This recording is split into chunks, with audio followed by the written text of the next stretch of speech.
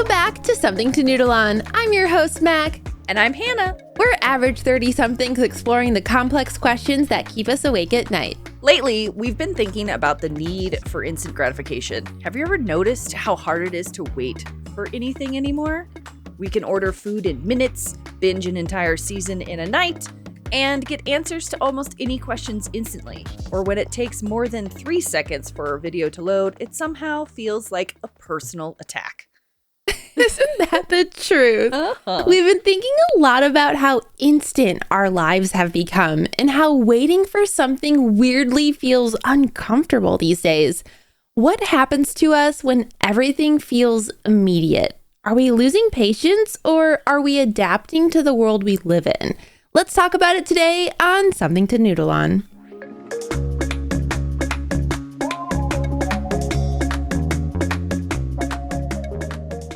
Okay, let's start by zooming out for a second because the way we experience waiting today is so different than the way it used to be.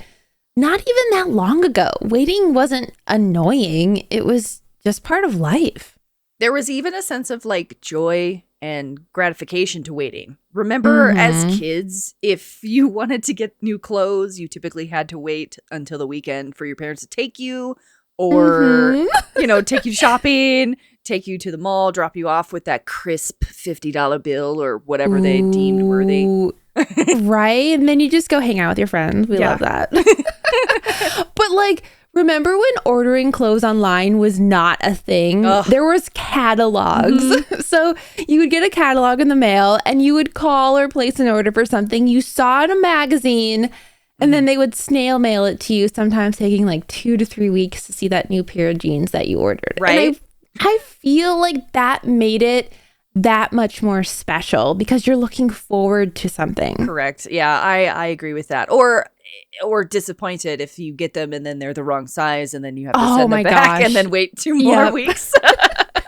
And then another 2 to get back to you with the different size. Yeah, it was not a quick thing. No, the snail mail. Oh, and I'm sure you remember this, but like growing up, there were no phones. And then if you wanted to call your friends, you called their house phone and left a message and then had to wait. Oh my gosh. 100%. Not only did you have to wait if you left the message on the answering machine, but if you got their parents, you had to talk to their parents. And not only did you have to talk to your parents, but that you'd be like, hi, can Susie come out and play? Yeah. And they'd be like, oh, Susie's actually at the store with her mom, but I'll let you know that that you called, Right, yeah. And then you're just waiting, and you don't know when she's getting back home with her mom. You can't text her and be like, hey, Susie, how long until you get back? Like, you're literally just waiting. Yeah, yeah. Or like when you call your friends and then you're like, hey, let's all hang out. Let's all get together, right? But there's no way to be texting, hey, I'm running late or whatever. You had to trust your friends to get there on time. To actually show up. Just show up. Like, say you're all going to the library at 3, and then from the library to the meeting place. Right. And then you're all going to ride your bikes to a different park or something, you know? If you got there at like 3:15, you don't know if your friends were late or they already went to the new location. They left you, because they didn't know if you were coming or not. You don't know if you were the first one there or if you were the last one there. Right. And so if you missed the bus, boy, did you just miss the hang bus out with your friends that day. Or you're like biking around your neighborhood, like being like, man, well, these are all our usual spots. Like, where did they go? Where did they go? Oh my gosh. Yes. Or like, the worst, I hated when I was younger and first started driving, having to print out directions to places. Oh my God. Because if you missed a turn, you don't have directions for the new turn. Like you got to go back to the way that you came. It's not going to find the right turn so that your directions actually make sense. Yes. The amount of gas stations I've pulled and been like, how do I get to Alpine Ski Resort? I missed my turn. I remember that. And then when you're at the gas station, you might as well just get like a little drink too. But, Avi, right? Soda. Like some Monster, Red Bull, whatever it was when we were kids. Some sour like candy. Or the slushies. But yeah. Ooh, now you're speaking my language. Well, something else I think about a lot is having to read books and encyclopedias to complete homework and like essay assignments. We didn't have Google or the internet to like instantly look something up. Like, sure, it was there, don't get me wrong, but most households at the time didn't have a computer. You had to take time to like go to the library or reserve a computer at school.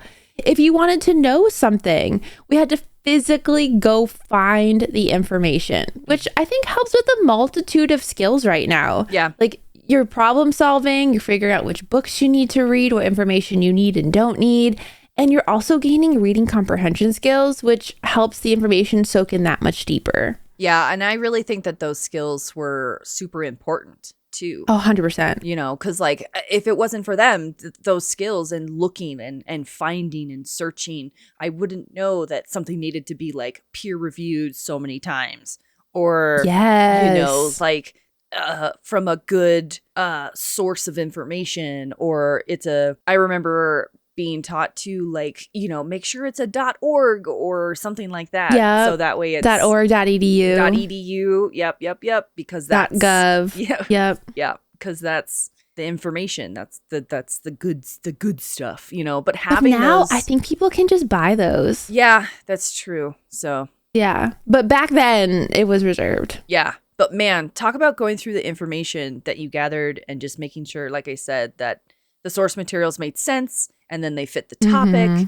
which was working on more comprehension of the material, right? And so it's just a consistency of comprehension that we had to really understand what we were doing and trying to find. Oh, absolutely. And this is actually really interesting. So a new study came out fairly recently. So this is all like new data in our data information age, right? So Gen Z and Gen Alpha, they are the first generations that are actually dumber than the last. And this is the first time in history that we're seeing like Gen Alpha actually testing lower than any other generation that's come before them. And you have to wonder if it's like Instagram and TikTok and just constantly scrolling, eating their attention spans. Yeah. They can't pay attention in school. It's too much for them to sit for 8 hours and pay attention to all the different subjects because they're getting spoon-fed bite-sized information on their phones, right? Yeah. Well, and it's actually so crazy fast too, you know. Yeah. So I'm curious to see if Gen Alpha can come back from this and actually learn, because Gen Z, their like distinction between us and millennials, right, is that millennials, we had to figure out how to do the thing on the internet. There weren't tutorials. Like there wasn't how to do this step by step. Like we literally had to figure it out. Yeah. And that gives us a leg up in like problem solving, right? Whereas Gen Z has had everything just handed to them. If you tell them or ask them to go fix the printer, like they look at you like you're stupid. They're like, I don't know how to do that. I'm not the printer guy, you know? Not the dude. Yeah. Whereas millennials will like brute force figure it out because we've learned how to do that our entire life. I feel like millennials were like that kid that, you know, the uncle or the grandpa picked you up and then tossed you into the pool. And the pool is that of sink or swim. Life. Yeah, and the internet. 100%. That's so funny. But I mean, like, also, do you remember like going to like Blockbuster or Family Video and Hastings for movies we wanted to see like outside of theaters? If they didn't have it, you're out of luck, right? And then they had that wait list, but sometimes they'd only remember to call you to tell you, hey, we have your movie, come pick it up. Yeah. Like, I feel like if one of their friends was on the list behind you, they'd bump them up. Oh, right? 100%. Because so you're not seeing the new hot movie for weeks. Yeah. But that's the same thing with music too. Like Spotify, Pandora, that didn't exist. I think that's why like burning and pirating music and CDs were so popular in all our culture, because that's how we shared music with friends. Otherwise, if you wanted to hear a song, you had to wait for the song to come on the radio or just buy the CD yourself to listen to it. Yeah. Or that's how you would, break up with your boyfriend at the time too, Like, here's our breakup CD. Here's our breakup and you're CD. like, why are all these songs so sad? And you're like, because. Think about it, honey. Why are the songs so sad? Or like, oh my God, do you remember the Zunes or like an iPod, and then you had to purchase I had an the iPod. songs. Yeah, and then load them onto your playlist and stuff. So it was like, I'm gonna be real with you. I never purchased a single iPod song. I used that Pirate Bay. We were in the seas, baby. Or like LimeWire. Oh my God. My mom always hated when I put LimeWire on her computer because there was always viruses. Ugh. That's okay. Like, bank websites didn't exist back then, so there was nothing really to steal. True.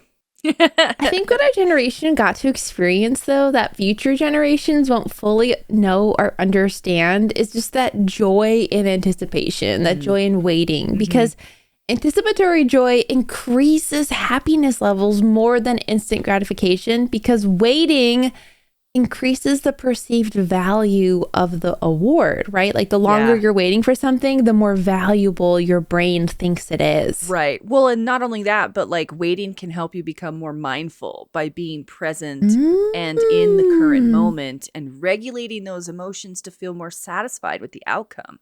I didn't even think of it like that, right? Because if you're not able to sit and wait and you're getting anxious and you're unhappy, you're not self-regulating those emotions. Like, you're letting the waiting get to you versus like self-soothing, right? Well, and waiting is hard, but it's part of doing the things, man. It's part of life, man.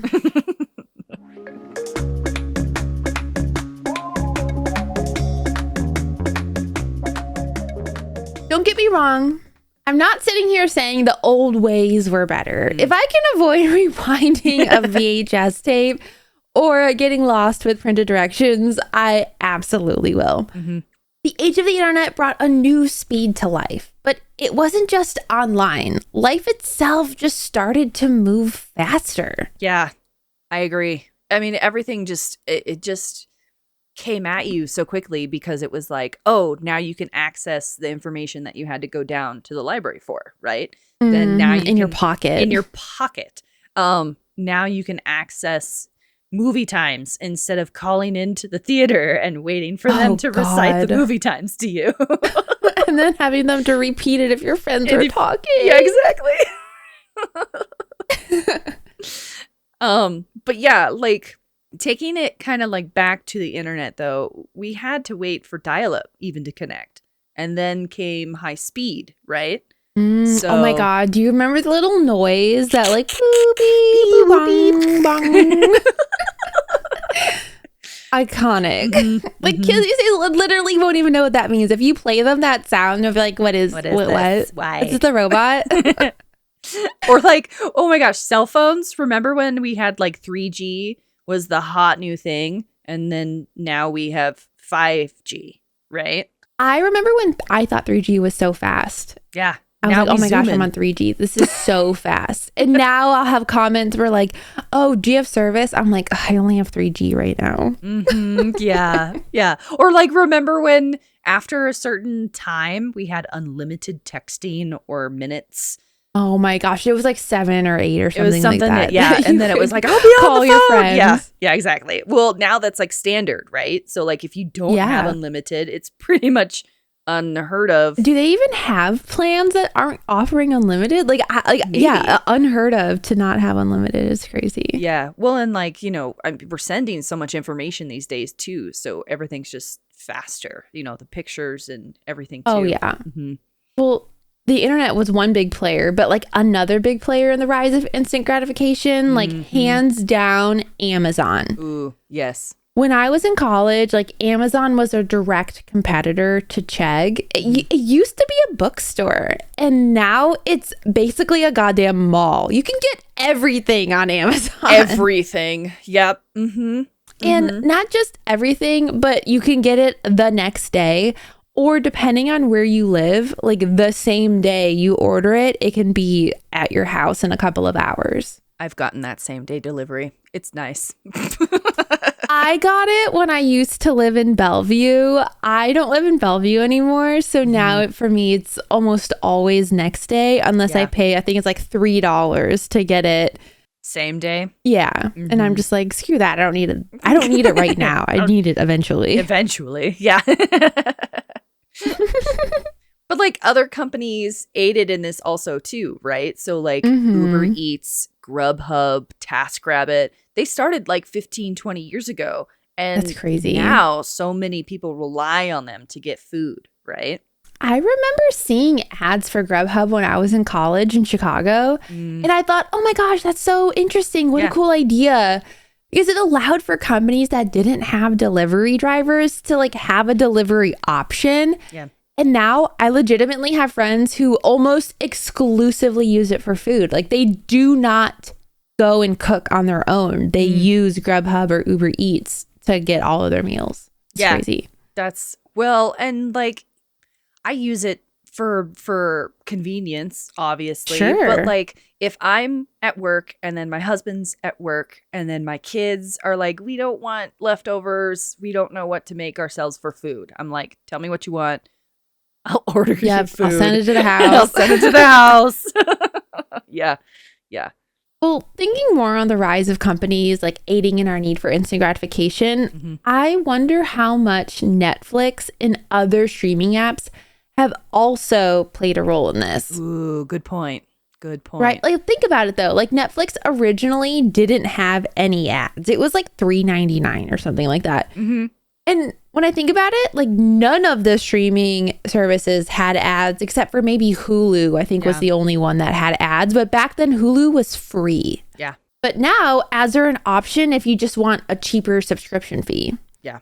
But back when TV was like the main source of entertainment, you had to sit through commercials and wait for the show to come back on. And now you don't even have to do that. You just pay for a higher tier and then you don't have to deal with ads anymore. Well, and not only that, but think about how much TV we consume now, too. Like you can binge an entire show in a few days before we physically had to wait for the next episode to air, right? So true. So like we were sitting on our couch like, okay, well that was great. Now I have to wait a whole heckin' week to try and catch, the next show. Or if you missed it, you had to watch reruns that were airing that week. Or the only way that you could binge shows is if you had like a TiVo or cable on demand, which is more money or something too, I bet on demand is how Netflix got their idea. Like the nerds over there, they were probably drunk sitting around a table and thought, what if everything was on demand, man?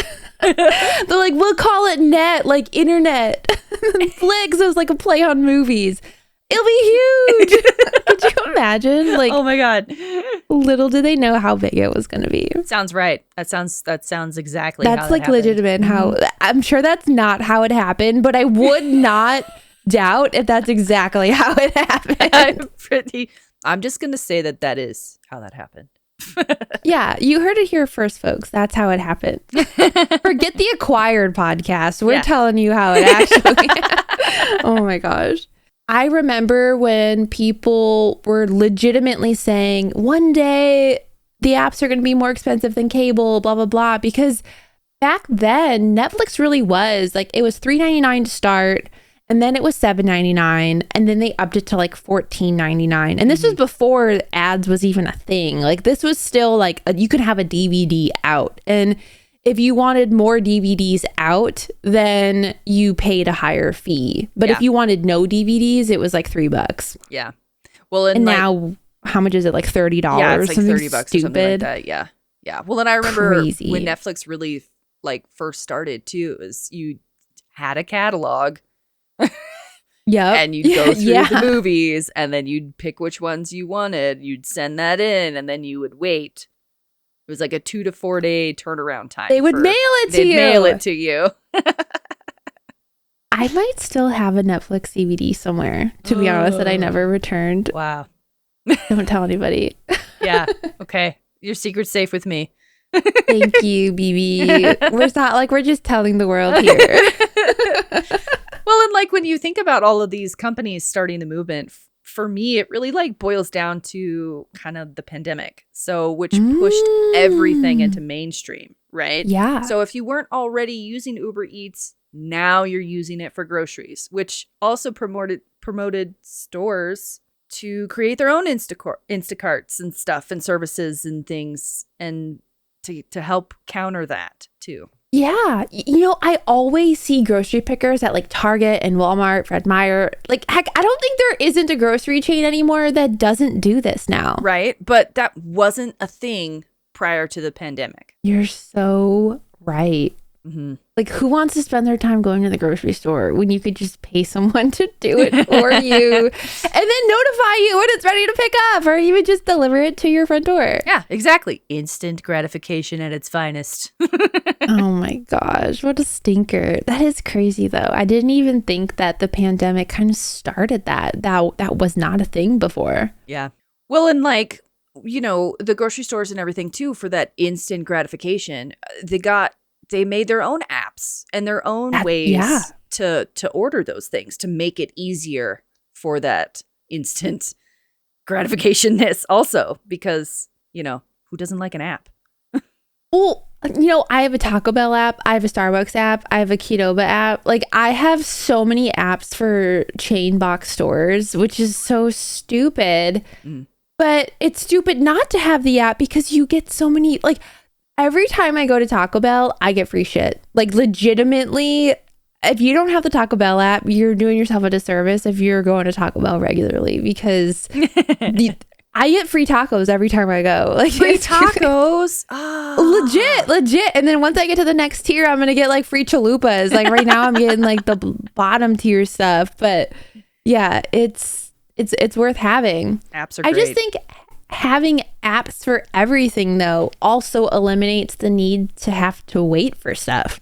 For example, like my doctor's office uses an app called MyChart, which allows me to schedule doctor's appointments and message my doctors and get lab results, all without me having to call and wait to talk to people.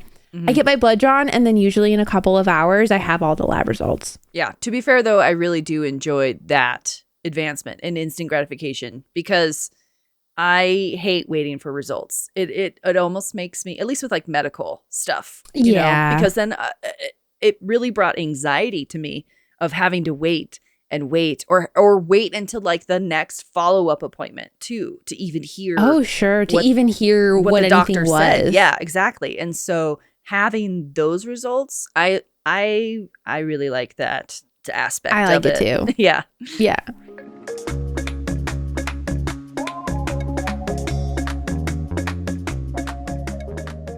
Okay, but I think we have to talk about the elephant in the room here, because Amazon and Uber Eats may have helped normalize wanting things fast, but social media, I think social media put instant gratification on steroids. Like boredom, just scroll. Lonely, just scroll. Need validation?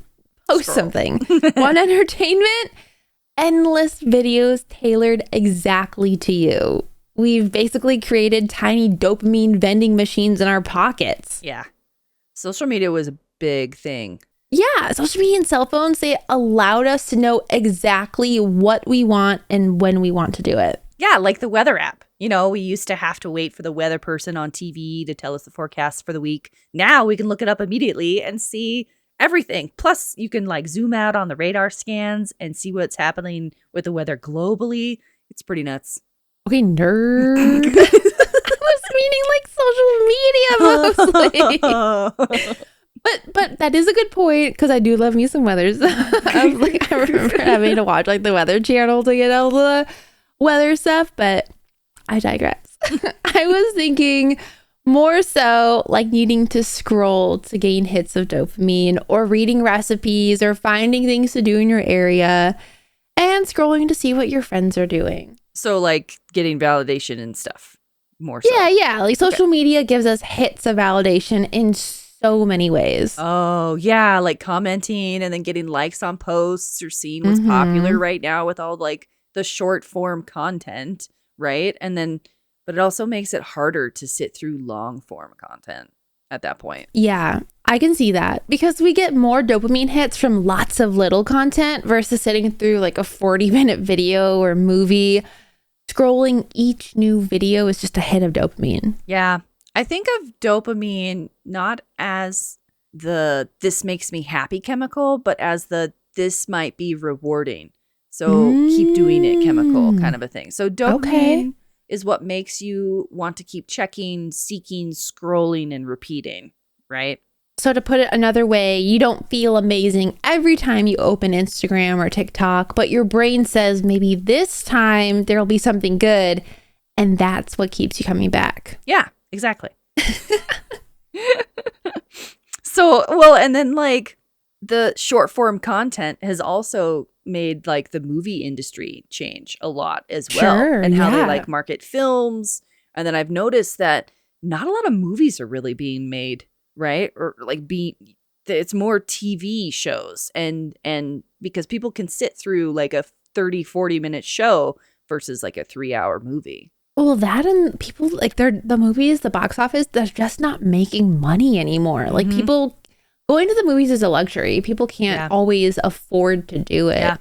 So there was this really interesting interview and I saw it on Instagram and I cannot remember the actor and the director who were having this like conversation. I want to say like it was in the era of like the Wicked stuff. So it had to have been the actress who played Alphaba. I can't remember her name off the top of my head right now, but like she's coming to mind as like the person who was talking to this other director. Yeah. Can't remember his name. Anyways, people. They were saying, my memory is dog shit, okay? I tried my hardest to find this interview. I was like, I can't. But they were saying that because I think she had asked the director a question about TV shows and movies and how they've had to literally change. She's noticed a change in script. And the director went on to say that things are now being written as if you're also on your phone. So they want you to be able to digest everything even if you're not looking at the screen. So that's why you'll hear an actor be like, "Why are you picking up that glass? That's my glass." You know? Yeah. Instead of the other actor picking up the glass and the other actor giving a strange look. Because if you're looking on your phone, you're going to miss that exchange completely. Yeah. But if it's being told to you step by step what's happening on the screen, you can multitask and do two things at once. You can finish the dishes or you can do something else. You can do something else. Yeah. Which is crazy because I hate when shows are written as if I'm stupid and I don't understand what's happening. Like, don't tell me what's happening. Show it to me. Yeah. And now, just do it. And now they're telling you because of the way that we are consuming media these days. Yeah.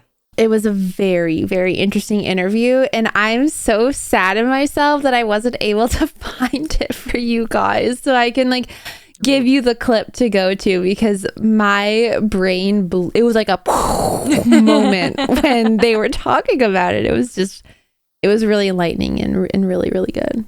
Yeah. Darn. On that need of multitasking, right? That's kind of like an ADHD brain thing, right? So you kind of have relatable. to be, yeah. So you're trying to seek out these dopamine behaviors, and there's a big reason for seeking out those dopamine. There was an article in Psychology Today that talks about how in the past, exploring new places, trying new things, released that dopamine within our brains. And so now there's so much readily available at our fingertips. It's hard to stop yourself from buying that thing you wanted or getting that food you crave or scrolling to the next video for that same dopamine release feeling. Right. You aren't waiting anymore. No. It's funny because a lot of times it's not even the award that is bringing the dopamine, but the anticipation is sometimes more chemically exciting than the actual thing. It's like we aren't chasing enjoyment anymore. We're chasing the possibility of enjoyment. Yeah. How many times have you opened an app, closed it, and then reopened it 30 seconds later? A lot. I don't want to talk about how many times I've done that. Same. But the funny thing is that you're not even bored. No. It's your brain just wanting another chance at an award of like, well, maybe it's going to be good this time. Maybe it's going to be good this time. And that's why you keep opening the app. Isn't that crazy? Yeah, but it's literally the definition of insanity, I think. Yeah. Yeah. Doing the same thing over again and expecting different results. Yeah. Mm-hmm. Yeah. Well, I mean, there's that, but like, yeah. Oh boy. Have you heard of delayed gratification though? Maybe I might know what it is, but like for the folks at home, what is it? Just in case I don't remember what it is. Okay, so it's the ability to resist that immediate need for gratification, those smaller rewards of things and stuff, right? And in favor of a larger, more valuable reward in the future. So there was a video actually shared with us by ND about delayed gratification. Okay. So it has Tom Hiddleston and Cookie Monster in it. All right. Oh my gosh, we love that. We love this. Okay. So Tom was explaining to Cookie Monster about what delayed gratification is and how it helped Cookie Monster to wait because Tom had a cookie and Cookie Monster came in and was like, I want a cookie, right? Because Cookie Monster. And he's like, no, but this is my cookie. You have to wait for yours. And it was like the back and forth of, oh, I can't wait anymore. I want this cookie so bad. But then because he waited, Cookie Monster even got a whole plate of cookies at the end. So it was a better reward. I do know what this is because I had learned about this, I want to say in like sociology class or something when I was in college. There's a pretty famous study of a bunch of kids, very similar situation where they're put in a room by themselves and there's like a plate of M&Ms or a marshmallow on a plate. And then the adult and these are like kindergartners to like give you an age range, right? They're like kindergarten to like second grade. Okay. And they tell the kindergartners, okay, I'm going to be back in a couple of minutes. They don't tell them how long. They're like I'm going to be back. Yeah. If this marshmallow is still on the table when I'm back, you get a whole plate of marshmallows. But if the marshmallow is gone, then that's the only marshmallow you get. Hard. And then the adult left the room, watched them through a two-way mirror, and saw how many kids ate the marshmallow right away, and how many of those kids were able to wait for like the bigger reward, right? So that delayed gratification, if you wait, you get the bigger thing. Right. And I think, I might be wrong in this, but I'm almost positive I also read that because they've done this study, the study has been done many, many a time. They had followed kids and like youth, whatever, who have gone through this thing. Yeah. The kids who waited actually were more successful in their life than the kids who wanted it right away. Like the kids who wanted the marshmallow right away had a higher statistic of like crime and just like not having like a very good career path. And then the kids who waited were like in CEO, like corporate roles, right? Yeah. I think I've seen... Isn't that wild? I think I've seen not necessarily that experiment, but it's essentially the same thing, except it was with money. So like the kids were given like a $5 bill and they're like, okay, you can either spend this now on something that's worth $5 or wait until after and I'll give you another 5 or something like that. And then you'll have 10 and then you can have something even better. And so it's the same concept, right? It's the delayed gratification of waiting. I'm smiling ear to ear when you had said this because my dad did something very similar with me. But the currency, it wasn't USD. It wasn't dollar bills. Yeah. It was Chuck E. Cheese tickets. And so my dad was like, all right, we have 300 tickets, but if you wait, then you can get the bigger thing. Yeah. And we would go to Chuck E. Cheese like once a week or whatever. Right. And I always waited. And we always forgot to bring the tickets from last time. So I never got the bigger thing because we were always forgetting the tickets. And so that's so funny because in my mind, I'm like, oh yeah, I totally went through this experience. Like I wanted the bigger ticket item. Yeah. But it physically requires you to have the tickets. Yeah. So I waited but never got the gratification. No. That's so funny. Memory unlocked, dude. You're welcome. Oh.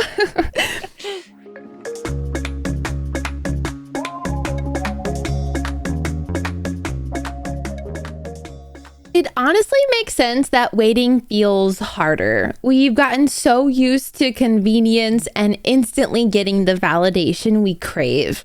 But what do we actually do about that? Because I don't think the answer is just like deleting all the apps and moving into a cabin in the woods. So are we sure? So nice. I know. But here it is. I think the real question is, how do we live in this world without feeling like we need constant stimulation to survive 5 seconds of silence? Yeah. I think that's the real good question. I think it has to do with like learning how to regulate emotions and those things when you are feeling that need to scroll to the next thing or to order that thing you wanted immediately, or maybe instead like ordering those things, get up and go to the store, Oh, just do it. Just do it. So like, there's the point is there for sure, but like we need to take a moment of silence for waiting because like, let's be real, it actually kind of sucks sometimes. Yeah, but I don't want to wait for a moment of silence. Like waiting doesn't deserve it.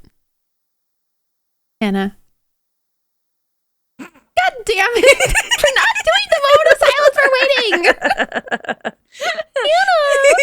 No, but for real, like waiting does suck, right? But like, I think it is important to learn how to emotionally regulate, like I said, without the need to occupy our brain with that constant feed of stimulation, right? Yeah, but in a world that moves so fast, like how do we learn to move slow and slow it all down and be better at waiting? Ooh, yeah. Well, while it is really hard, I think reframing that can be a big one. So instead of waiting being viewed as wasting time, we can think of it as being present in the moment instead. So, another one could be like, instead of picking up your phone to scroll, maybe pick up that book that you wanted to start instead. Ooh, okay. I see what you're putting down. Yeah. Or like, I know that people have phone stuff or like book stuff on their phones. So like, go to the app, I guess, that has the book and take a moment to read that book, So go for a walk, maybe sit in the park. Yeah. Just listen to what's going on around you instead of going back to your phone. Listen to the birds. I love little bird chirps. Oh, There's actually a little bird nest in one of the bushes by my house. And I love waking up to like the little chirpy singing birds. It's my favorite. Yeah. I feel like fucking Snow White. Oh, are you going to start singing? I don't think anybody wants that. I'll be real. All right. Well, and two, like, if you're going to go stand in line somewhere, right? Look around, look at your surroundings, see who's around you, talk to somebody. I know being out in public can be hard for some people too, but you're in the same line. You obviously have something in common. So you both needed candy at the same time. Well, it's interesting that, I don't know, we're just living in this really fast-paced world, right? And it makes me wonder, maybe we're not losing patience at all, but we're just learning to adapt to the world that we're currently are living in, you know? Mm-hmm. Yeah. With all the apps and everything's moving quickly, and like, it's okay for convenience. It's okay to have Uber Eats delivered to your house because you don't have time to cook. Like, right. All of these things are 100% okay. I agree. Yeah. It's just learning to take that time to also remember to slow down. Yeah. Yeah. Slowing down is, I think, hard for some people. When sitting in silence can be hard for adults, but I think it can be even harder for kids. Like, I remember there was an instance where my partner, his daughter had come downstairs and was like, I want ice cream. Can we have dessert now? And he was like, yeah, just sit with us for 5 minutes. We're finishing up this show. And she was like, no, I don't want to sit with you guys. And he was like, it's just 5 minutes. Like just sit down. It's no big deal. And she was like, but I don't want to watch this show. And she was like, 5 minutes is so long. He was like, well, then you don't get any ice cream if you can't sit with us. And little did she know, there wasn't even 5 minutes left in the show. There was like 2 minutes. So like 2 minutes, had she just sat down and hung out with us, she would have gotten ice cream in less time than she even thought possible. Yeah. But she couldn't just sit there and wait. Even if she didn't like the show we were watching, it was Monarch on Apple TV. It was so good. She wasn't able to just like look around and self-regulate. Granted, she's 10, but still, like. Well, yeah, it's definitely hard. I mean, waiting is hard. As an adult, even I struggle with this sometimes too, for obvious reasons. But like remembering and then trying to help the next generation to sit and wait. I'm always pointing out to my kids, like, ooh, look at the mountains, right? Because I want to take that moment to just observe what's around me. And they're like, yeah, no, Mom, the mountains are still there. And I'm like, yeah, but the lighting is different today. Or, you know, like the clouds make it look pretty. And they're like, yeah, it's there. Sure. So, I mean, they do. It's funny, though, because like the next day or something, too, my kids will then be like, okay, the mountains are a little different today. You know, like so they're so they are noticing. They are noticing. They are learning. But I think that's part of it, too, is learning. You have to. It's a learning thing. It's a. Yeah. You have to learn to wait. You have to learn to be patient. Yeah. And I feel like maybe this current generation hasn't had to learn to be patient or wait because we live in a world where everything is so instant. They've just adapted to their current surroundings instead of having to sit and wait like we did. We gave a bajillion examples of all the waiting that we had to do. That they're like, I don't know what an encyclopedia is. I need to Google it. Yeah. I don't even know if they teach how to use an encyclopedia in schools anymore. I don't know. That's actually, I'll have unnecessary. Yeah. All right. Well, I think that concludes us for today. As always, I hope we gave you something to noodle on this week. Maybe this whole conversation just made us realize how weird our relationship with waiting has become. Because on one hand, I love convenience. I'm not trying to pretend I want to go back to printing MapQuest directions or using dial-up to connect to the internet. I don't. But like, I do think that there's something worth noodling on here for sure about patience, boredom, anticipation, and whether we've lost a little bit of our ability to sit in the in-between. Maybe waiting isn't something we're supposed to constantly escape, right? Maybe sometimes it's where life is actually happening in that in-between. Ooh, okay, can you say that again? You always have these little good nuggets. Say that one more time. Maybe sometimes it's where life is actually happening in the in-between, the waiting. Yeah. You gotta be present and just sit with it. I like that. All right. Well, this week we'll leave you with this. What are you rushing right now? Feel free to join in the conversation on Discord or email us at somethingtonoodleon@gmail.com. And don't forget to join us next week when we dive into luck versus effort. Ooh. How much of life is based on hard work or just being in the right place at the right time? Ooh, okay, that's a good one. I'm interested in that, but you'll have to wait until next week on Something to Noodle On. Until next time, bye. Bye.